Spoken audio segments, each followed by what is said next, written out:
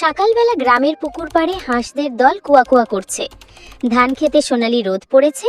কৃষক রব্বানী কাঁধে লাঙ্গল নিয়ে মাঠে যাচ্ছে। পাশে তার ছেলে রহিম। বউ রুহি ভাত রান্না করছে। মাটির চুলায় ধোঁয়া উঠছে।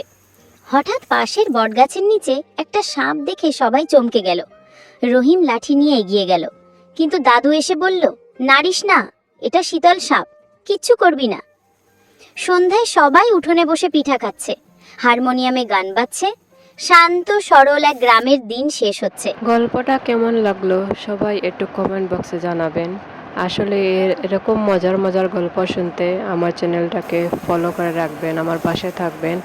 আশা করি আপনাদেরকে নতুন নতুন কিছু গল্প শোনাতে পারবো আর রান্নাও দেখাতে পারবো। আমার জন্য সবাই দোয়া করবেন। আর যদি ভালো লাগে গল্পগুলা লাইক কমেন্ট করে শেয়ার করবেন। সবাই ভালো থাকবেন, সুস্থ থাকবেন। আল্লাহ হাফেজ।